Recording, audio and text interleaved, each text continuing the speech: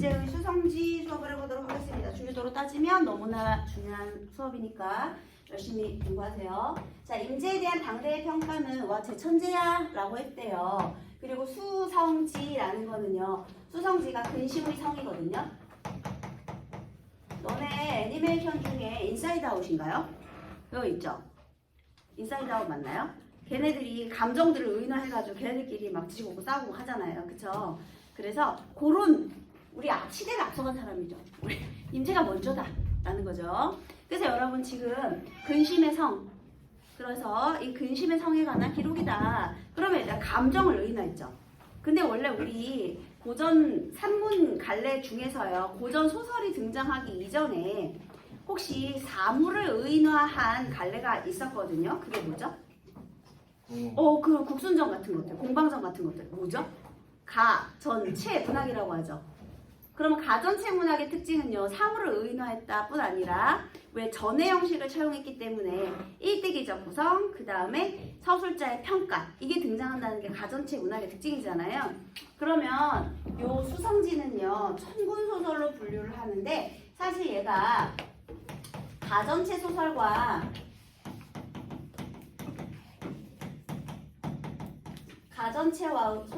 가전체와의 비교, 요것도 좀 중요한 포인트가 돼요. 선생님이 요거는 우리 읽고 나서 얘기를 해줄게요. 그래서 천군소설인데 그러면 천군소설의 구조는 어떻게 되는가, 가전체와 어떤 점이 좀 다른가, 요것도 같이 보도록 하겠습니다.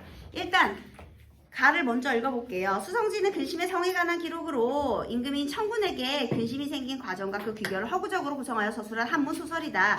수성지는 전통적인 의인제 서사인 가전의 양식을 계승했지만, 자, 어떤 점에서 가전을 계승했다고요? 마음을 의인화했기 때문에. 사물, 여긴 사물은 아니고요. 마음의 의인화라는 점에서는 공통점이다 라는 거죠. 그렇지만 계승했지만 마음을 의인화한 것이 특징이기에 천군소설로 분류가 돼요. 그래서 가전체는 아니고 천군소설이에요. 특히 얘는요, 일대기적 구성 취하고 있지 않고요, 그 가계도 같은 게 나오지 않아요.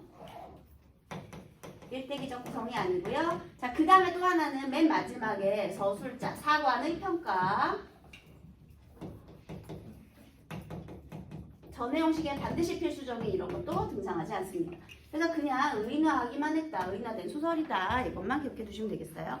자, 그럼 이제 천군 소설의 특징에 대해서 한번 알아볼게요. 천군은 인간의 마음을, 신하는 인의 예지와 같은 사단과 관련된 마음씨나 희노애락, 애호욕이죠, 여러분. 그 칠정의 감정을 의미한다. 사단 칠정, 이게 바로 신하고요. 인간 자체가, 인간의 감정 자체가 천군이래요. 그래서 이때 칠정을 의인화한 인물은 천군의 마음을 혼란하게 하고, 사단과 관련된 마음씨를 의인화한 인물은 천군을 도와 천군이 겪는 마음의 혼란을 회복하는 역할을 수행한다. 천군소설은 이러한 인물들의 대립에 의해 마음의 화평, 혼란, 회복의 서사구조를 이루게 된다. 자, 천군소설은요, 마음의, 좀 밑에 적어볼게요. 먼저 마음의 혼란. 마음이 처음에는 마음이 화평했었거든요. 그런데 혼란해지고, 그리고 다시 그 마음을 회복하는 과정으로 되어 있대요. 그 다음에 여기서 아주 중요한 포인트를 잡아줬죠. 그래서 얘가 이제 갈등을 할 건데, 자, 얘가 이제 사람의 마음이잖아요. 얘가 뭐예요? 천군이 되는 거죠. 그래서 천군은 뭐다? 인간의 마음이다.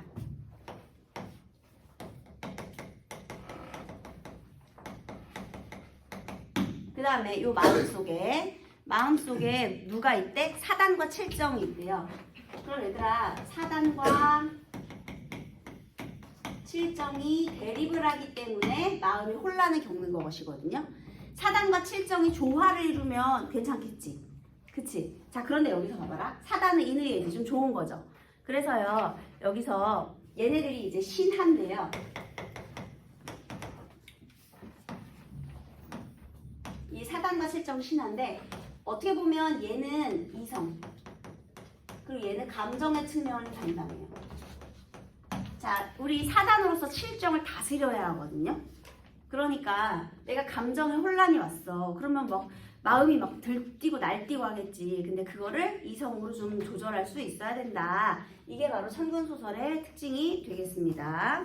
네, 그 다음에요. 천군소설은 이러한 인물들의 대립에 의해 마음의 화평혼란, 회복의 서사구조를 이루게 되고요. 수성지에서 천군은 자신을 찾아온 중국시대 초나라의 충신인 구런이 성을 쌓을 수 있도록 청하자 이를 허락하는데 그게 바로 근심의 성이에요.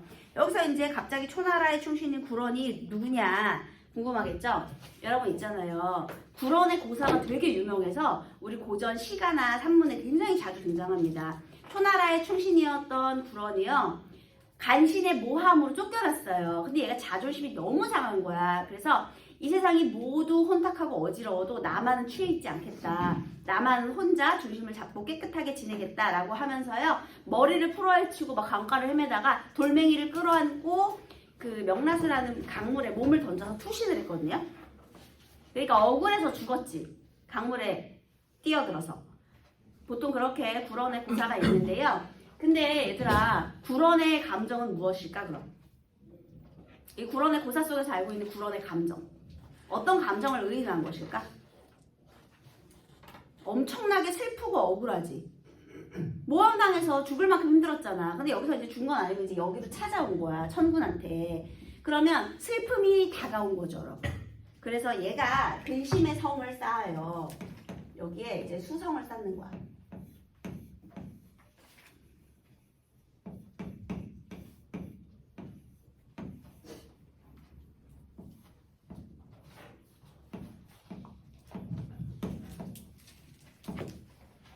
얘가 근심의 성을 쌓았더니요.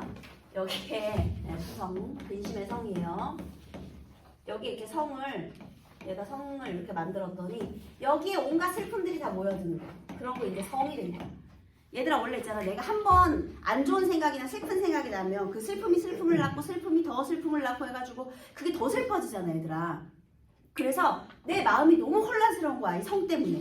근심의 성 때문에. 지금 그런 장면입니다. 그래서 여기에 있는 구런은요. 그러면 7정일까요? 사단일까요? 누가 봐도 슬픔이니까 7정이 되겠죠. 그래서 여기에 우리 7정 여기에 불원이 슬픔의 감정인 구런이 찾아오면서부터 얘가 이제 성을 이룬 거예요. 사실 여기 맨 첫 부분에요. 얘 말고도 초나라의 소목도 같이 찾아오거든요. 근데 어쨌든 간에 마음에 이제 근심이 자리를 잡게 된 상황을 마음이 혼란스러워진 상황이다. 연결해서 볼 수 있겠습니다. 네. 그 다음에요. 이에 구런이 쌓은 그래서 이제 성이 축조된 후에 원한과 시름을 안고 죽은 인물들이 모두 성 안으로 모여들어요. 한마디로 원한과 시름의 감정이 구런의 감정이라는 걸 알 수가 있죠. 이 구런은 원한 그리고 시름으로 인한 한의 감정이 되겠습니다. 그래서 이 사람들이 다 모여들었어. 천군은 성 안의 사람들로 인해 시름에 잠기게 되고 이에 구런이 쌓은 근심의 성을 나라의 우환으로 지목한 후 국양을 보내 근심의 성을 평정한다. 자, 그러면 누가 이걸 또 평정해요? 국양. 그러면 국양은 뭐냐? 일단 계속 읽어볼게요.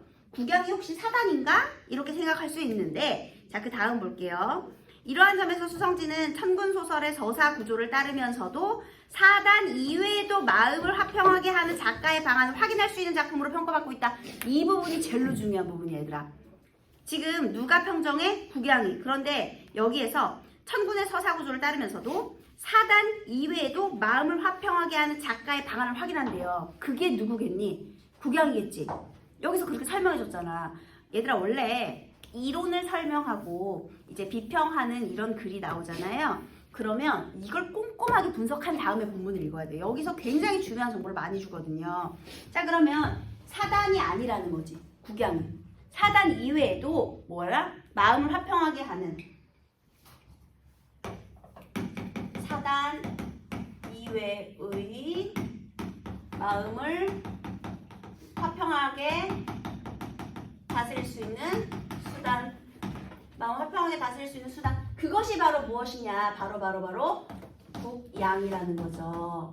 자, 그러면 국양은 무엇이냐? 여러분 국순전 아시죠? 보통 국순전 그 국이 보통 다 술이지 얘들아. 그래서요 얘가 이 4단 이외에도요 마음을 좀 다스릴 때 무엇을 먹었느냐, 술을 들이부어가지고 이것을 다 평정해서 그래서 술을 들이부었다. 이게 사실은 술이에요. 얘들아 술은 감정이니? 인간의 마음이에요? 아니잖아. 얘는 사물을 의인한 거죠. 얘는 사물의 의인어야. 감정의 의인어가 아니라. 그러니까 가전체 소설의 방법을 따르고 있다는 거죠. 여기서 국양이 술이라는 걸 조심하셔야 돼요. 술로서. 그래서 마음을 화평하게 할 수 있는 사단이 외에 또 다른 수단을 제시했다라는 점에서 의의가 있다라는 겁니다. 여러분 힘들다고 술 마시면 안 됩니다. 나중에 우리 수능 끝나고 막 뭐 이렇게 술독에 빠지지 않으시기를, 적절하게 음주하시기를 바랄게요. 자, 그래서 이제 이렇게 내용을 다 정리를 했고요. 그 다음에 또 하나, 한평수 성지는 수많은 전고 또 역사적 전례와 고사를 활용하고 있으며 의도적으로 동일한 의미 있는 한자를 사용했기 때문에 이게 뭐겠니? 동음이의어겠죠? 그래서 의미가 중의적으로 해설되는 구절이 많다. 그럼 이제 중의적인 의미에 대해서도 생각을 해봐야 되겠죠? 따라서 전구에 대한 배경 지식뿐 아니라 동일한 의미 있는 한자가 어떤 맥락에서 사용되는가를 파악해야 정확한 의미를 파악할 수 있다. 그러니까 우리 중의성, 중의적인 의미 구절 파악해라 라고 했네요. 자, 보기가 있죠? 4번. 여기서 여러분 그 작품에 대한 정보, 갈래에 대한 정보를 주는 것은 가 지문이었고요. 4번의 보기는 무엇에 대한 정보를 주고 있느냐, 전고에 대한 보기를 주고 있죠. 그래서 배간, 얘들아 배간은 여러분 알 것 같아요. 배간이 뭐야? 흰자 위로 바라보는 거죠. 째려보는 거죠. 눈 이렇게 뜨는 거. 그래서 배간, 흰 눈으로 째리는 거.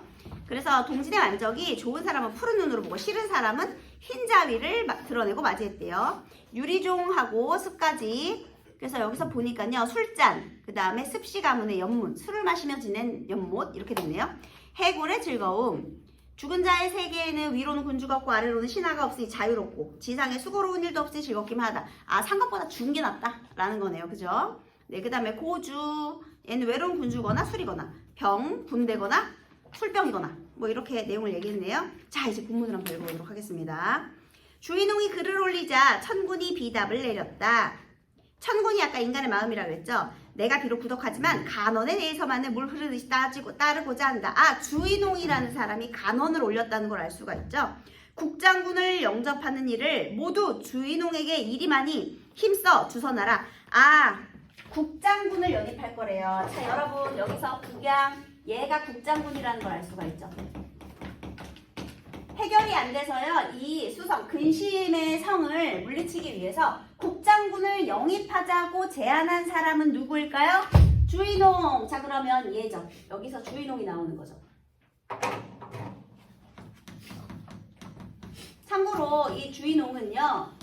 우리 사단 인의 예지 중에서요. 그 공경하는 마음에 예를 담당하고 있는 사람입니다. 얘예요. 공경하는 예. 그런데 어쨌든 얘가 지금 뭐예요? 얘를 천구한 거죠. 우리가 도저히 안 되겠습니다. 우리 국장군을 불러드립시다. 그래서 국장군의 도움을 받자 이렇게 얘기를 한 거예요. 그랬더니 이제 천군이 얘한테 일임을 했어요.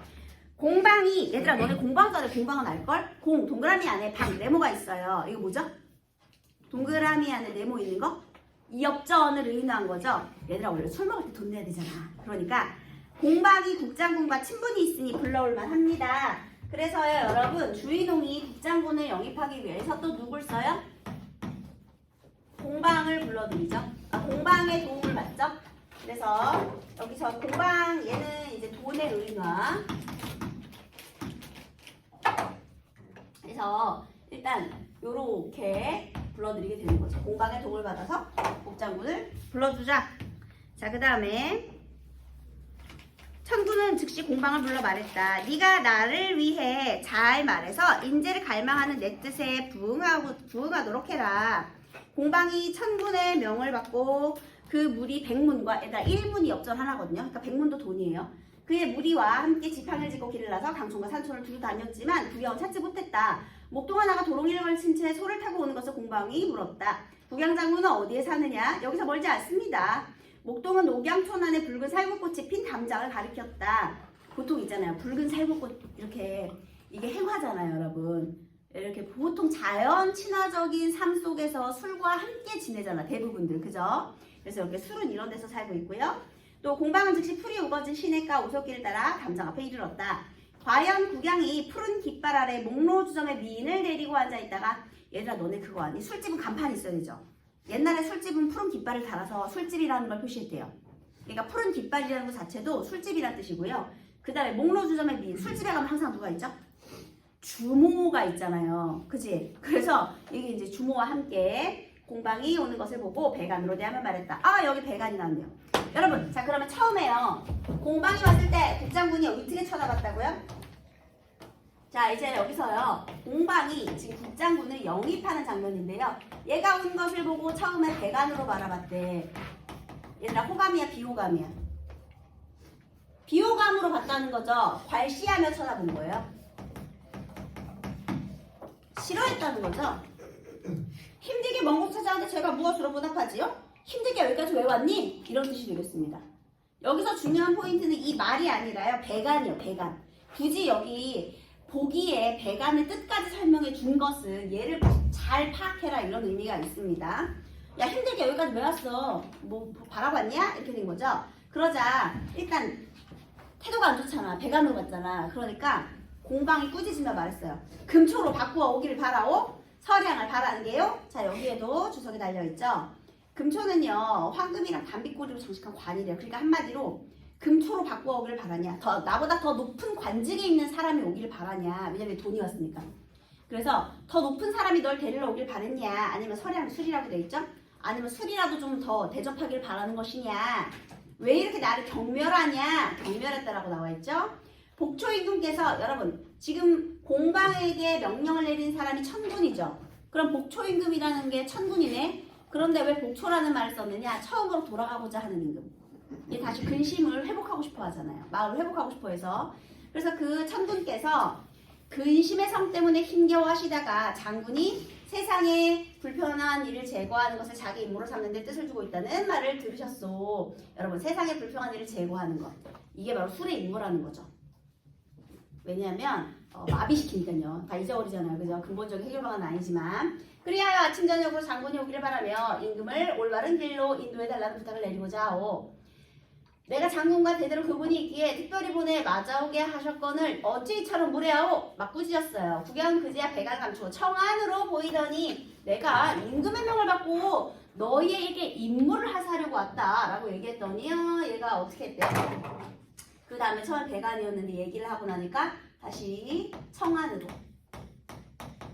그러니까 처음에 괄시였는데 이제는 호감의 표현으로. 배간에서 청안으로 태도를 바꾸게 되는 거죠. 이런 장면이 있었습니다. 네. 그 다음에 채준이 좋아하던 투호를 하며 말했다. 여기서 채준도 중도의 고사 인용하는 장면인데요. 투호 좋아하던 사람이래요. 근심이 있고 없는 건 오직 자기에게 달려있소이다. 국양이 진기한 천군을 입고 오하마를 타고 병사를 일으켜 뇌주에 이르니 이때는 3월 15일이었다. 천군은 모형을 보내 이렇게 위로하게 했다. 고주를 버리지 않고 병을 거느리고 왔으니 이 기쁜 마음을 어찌 헤아릴 수 있겠는가. 자, 여러분 고주 여기도 주석 달려 있었어. 우리 그 정보에 보기가 있었죠. 여기 고주 여기서 중의적인 표현. 먼저 첫 번째 고주. 얘들아 고주는 어떻게 두 가지로 해석할 수 있을까요? 외로운 군주. 그 다음에 병을 거느리고 왔으니 병사. 자, 그리고 고주는 고량주 술이에요. 술병. 이렇게도 술이 병을 거느리고 왔으니 이렇게도 해석할 수 있다는 거죠. 이 기쁜 마음을 어찌 알릴 수 있겠는가. 병과 같은 큰 그릇이 얘들아 여기서 큰 그릇 이것도 뭐가 되겠니? 큰 그릇도 큰 신하, 큰 그러니까 충신 아니면 큰 병이 되겠죠. 병과 같은 큰 그릇이 바야흐로 후설을 맡으니 후설도요. 이게 첫 번째 재상을 말하고요. 두 번째는 여기 술을 목이랑 이렇게 혀로 넘기잖아요. 그래서 목과 혀를 담당하기도 하고요. 후설. 어쨌든 우선 경을 옹주, 병주, 뇌주의 3주 대도독 겸 구수 대장군으로 임명하노라. 여기서 옹주, 병주, 뇌주도요. 옹주가 옹이 술동이고요. 병이 술병이고 뇌주가 술잔이래요. 근데 어쨌든 구수 대장군, 구수 얘들아 수잖아요. 수를 구하는 근심을 물리치는 대장군이 된 거예요. 도성하는 과인이 맡을 테니 도성 밖에 장군이 맡아 진토의 시기를 짐작하여 병을 기울여 토벌하라. 얘들아 병을 기울인다라는 것도요. 병사를 동원하여 또는 어떻게 될까? 술병을 기울여 두 개가 되는 거예요. 병이 이렇게 되니까. 병사를 동원하든 술병을 기울이든 그렇게 해보래요. 지금 중서랑 모형을 보내 내 뜻을 전하는 남편 장군 곁에 두어 장석으로 삼게 잘 살펴 시행하라 했습니다. 그래서 국양이요. 즉시 모형을 시켜 천군에 감사하는 표를 지어 올렸대요. 자, 국장군이 천군한테 뭐를 지어 올려요? 여기서 국장군이요. 누구한테? 천군한테 드러내는 게 표예요. 표. 자, 그럼 이 표에 어떤 내용이 담겨 있는지 한번 봐야 되겠습니다. 복초 2년 3월 모일 옹주병주 뇌주 삼도독 겸 구수대장군 국양은 황공하여 100번 절하고 아랩니다. 저는 곡식을 먹지 않고 정기를 단련하며 병 속에 해와 달을 길이 보전하고 얘들아 곡식을 먹지 않고 정기를 단련하는 게 보통 누가 하는 일이죠? 신선이 하는 일이지. 그지? 야 세호야 넌 졸면 안 되지. 이거 신선이 하는 일이거든요. 그러니까 얘는 원래 세상 일에 관여하지 않고 신선 수행을 하고 있었다는 거예요. 병 속의 해와 달을 길이 보전하고 병 속에 담긴 해와 달 신선세계예요. 어지러움을 평정한 성인을 기다리다 마침내 벼슬을 내리시는 은택을 입게 되었으니 스스로 돌아보매 마음 아프고 분수를 헤아려 보건대 실로 외람된 일입니다. 엎드려 생각하건대 저는 곡성의 후예요. 조계의 유파로서 왕탄지와 사안을 따라 눈을 일며 강동의 풍류를 뽐냈고 여러분 왕탄지 사안 누군지는 모르겠지만 중국 고사 속의 인물이라는 거 아시겠죠 여러분? 풍류를 즐기던 사람이겠네요. 그죠? 해강과 유령의 풍치를 함께 즐겨 한적한 정을 중림에 길들였습니다. 그러니까요. 등용 이전에 내가 어떻게 살고 있었다? 자연 속에서 풍류를 즐기면서 살고 있었다라는 내용이죠. 반평생 동안 드나든 곳은 오직 유리종과 앵전뿐이요. 이것도 술과 관련된 내용이라고 나와 있죠. 100년 동안의 사귐은 오직 습가지와 고향의 술뿐이었습니다. 한마디로요. 이 표의 내용은요. 등용 전에 자연을 벗삼아 풍류를 즐기는 삶을 살고 있었대. 그런데 제 행동이 예법에 맞지 않아 오랫동안 강호에 떠다니면서 그렇게 살았는데 전하께서 저를 버리시지 않고 정벌의 임무를 맡기실 줄 어찌 알았겠습니까? 저 같은 광생이 어찌 큰 벼슬을 감당할 수 있겠습니까? 현인을 등용하면 대적할 자가 없고 근심을 공격하는 데에는 방책이 있습니다. 자, 여기 근심을 공격하는 데 내가 방책이 있다. 전하께서는 제가 가진 한 가지 작은 재주를 들어 의심치 하고 등용하시며 무사람들의 입에 오르내리는 것을 저 홀로 결단하라 하시고 마침내 얕은 재주를 바다 같은 도량으로 포용해 주시니 감히 맑은 절개를 한층 더하고 향기를 더욱 바라지 않을 수 있겠습니까? 그래서 내가 나의 맑은 절개와 향기를 당신에게 바치겠다는 거죠. 비록 술잔으로 병권을 내려놓게 한 조부의 계책에는 미치지 못하지만 자, 조보라는 사람이 누군지 모르지만 술의 도움을 받아 병권을 내려놓게 한 계책이 있었나 봅니다. 그죠? 그 다음에 가슴 속에 1만 병사를 간직한 범중엉매 위험을 따르고자 합니다. 한마디로요. 등용 전에는 자연을 벗어나 풍류의 삶을 지었는데요. 여기 등용을 시켜주어서 굉장히 감사, 고마움을 표시하고요. 그 다음에 어쨌든 내가 임무 수행을 잘 할 수 있는 방책이 어쨌든 있다라는 거죠. 그래서요. 임무 수행에 대한 방책이 있다라고 했으니까 자신감을 내보이고 있는 겁니다. 물론 뭐 누구누구에는 미치지 못하지만 그렇지만 감히 내 마음에 이걸 품고 한번 해보고자 한다. 위험을 따르고자 한다. 열심히 해보겠다는 거죠. 창군이 표를 읽고는 몹시 기뻐하여 즉시 서주 역사를 영적장군으로 임명하여 도독의 휘하에 들었다. 그 다음에 이때 해는 저물어 연기가 피어오르고 산들바람의 제비가 지저귀는데 양쪽 진영에는 화살에 매단 경문을 서로 쏘아보내고 북소리와 피리소리는 사기를 북돋우고 있었다. 장군은 조구에 올라 주허유 유장에게 분부를 내렸다. 군령이 지엄하니 네가 군령을 담당하여 기둥을 찌르는 교만한 장수와 술을 피해 달아나는 노병이 없게 하라. 그러니까요. 여기서요.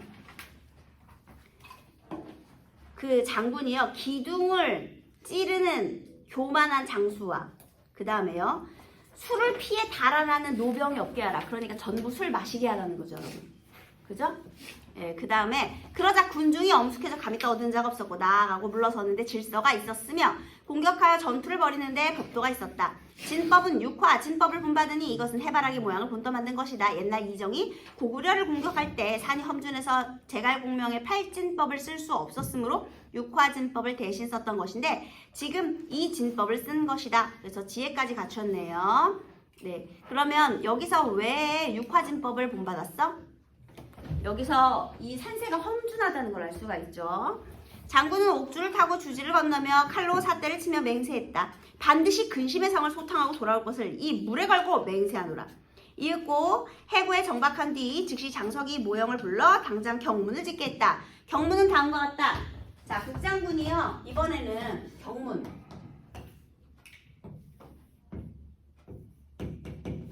물리치는 글이거든요.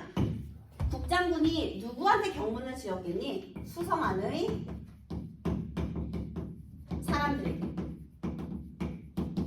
이 경문을 얘기한 거예요. 자, 이 경문의 내용도 또한 중요하겠죠. 모월모일 옹주병주 내주 대도독경 구수대장군은 근심의 성에 경문을 보내노라. 잠시 머물렀다가는 하늘과 땅 사이 나그네처럼 흘러가는 시간 속에서 장수하든 요절하든 매한가지 꾸미거늘 살아서 실은 겪고 한스러운 것이 해골의 즐거움만 못하니 어찌 슬프지 않으랴. 자, 얘는 무슨 소리 하는 거예요? 야, 너네 왜 그렇게 한평생을 슬퍼하면서 지내는 거야? 어쨌든 이 시간은 흐르는 거고 오래 살든 짧게 살든 헛된 건 마찬가지야. 그런데 왜 살아서 고통을 즐겨? 죽는 이만 못해? 자, 그래서요. 여기서 해골의 즐거움에 대해서 이것은 뭐예요? 죽는 것이 사는 이만 못하다. 그죠? 자, 사는 것이 죽는 이만 못하다요. 미안해요. 그래서요. 왜 살아서 고통? 이거 잘못됐어. 죽는 게 낫네. 죽음보다 못한 삶이죠.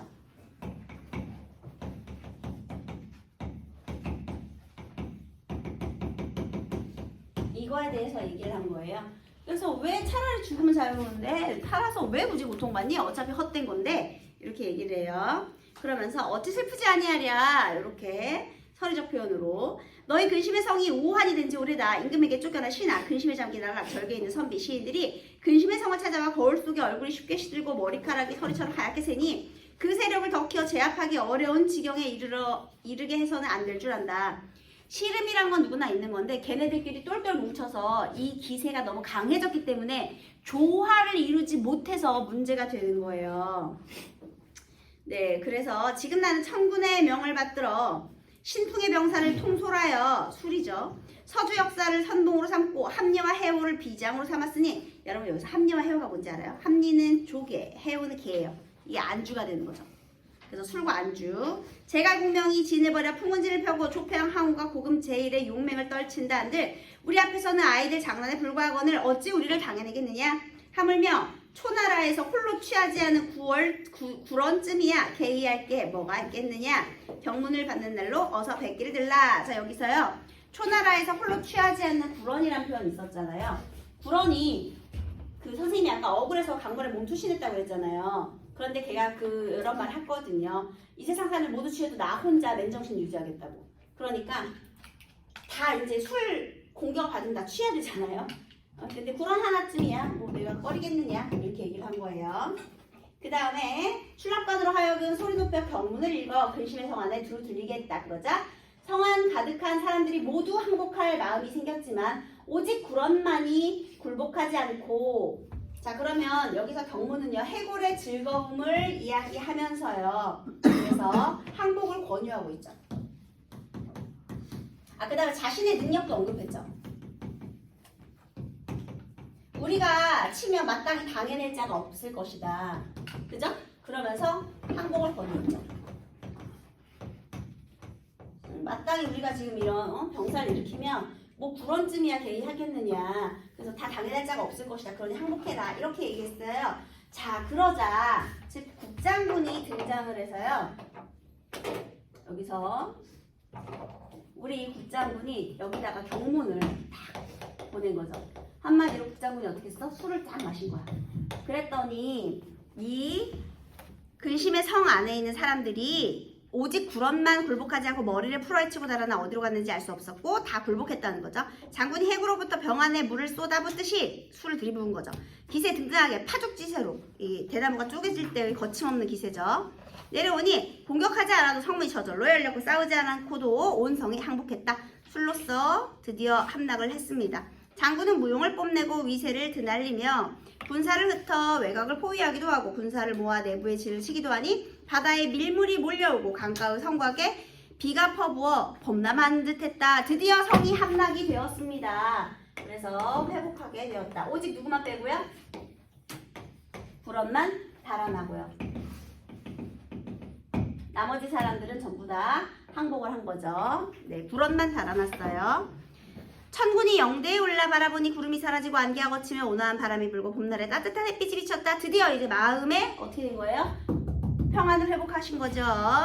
그래서 지난날 슬퍼하던 자는 기뻐하고 괴로워하던 자는 즐거워하고 원망하던 자는 원망을 잊고 한을 품었던 자는 한이 녹아버리고 분을 품었던 자는 분이 사라지고 노여워하던 자는 기뻐하고 근심하던 자가 환희하고 답답해하던 자는 마음이 탁 트이고 신음하던 자는 노래 부르고 팔뚝을 내지르며 분기하던 자는 발을 구르며 춤을 추었다. 마음의 평화를 되찾게 되었다. 이렇게 되겠습니다.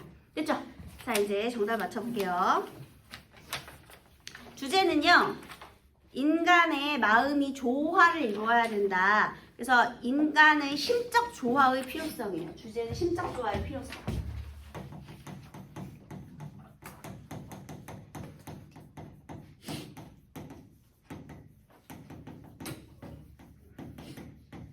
근심이 너무 강해지면 안 되니까요. 그러면 이해로 가장 적절한 것은 천군은 자신의 부덕함을 감추기 위해 부덕하지 않아요? 그 다음에 주인공은 자신과 국양의 친분을 내세우며 국양은 공방이랑 친분이 있었죠. 그 다음에 공방은 천군이 자신에게 한 부탁을 언급하며 국양의 무례함을 질책하였다. 맞죠? 내가 지금 복초임금께서 이렇게 했는데 너 왜 나 천시하고 무시하냐 하면서요. 질책했다. 맞죠? 그 다음 국양은 군사들의 사기를 북돋기 위해 육화진법을 선택하여 육화진법을 선택한 이유는 사기를 북돋기 위해가 아니었죠. 산세가 험준해서. 그 다음에 굴언은 훗날을 위해 무리와 함께 틀렸죠. 혼자 달아놨어요. 자, 그 다음에 여기 표와 경문인데요. 적절한 것은 당연히 2번이겠네요. 임무 수행에 대한 국양의 자신감은 굴언에게 항복을 권유하는 행위로 이루어진다. 이거 맞고요. 혹시 1번은요. 굴언의 행적을 비판하는 건 아니에요. 그죠? 그 다음에 천군의 명에 대한 당위성을 주장하는 근거 얘도 틀렸어요. 3번도. 정답은 2번입니다.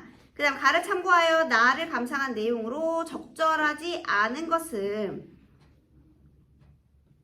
적절하지 않은 것. 다 맞는데 4번 보시면 국양과 굴언이 근심의 성 안에서 밖과 안에서 경문을 주고받으며 대치한 상황은 사단의 마음과 칠전의 감정을 의인한 인물이 대입하는 것에 해당하였고 이거 뭐가 틀렸죠? 국양은 사단이 아니라 뭐라고요? 술이라고요.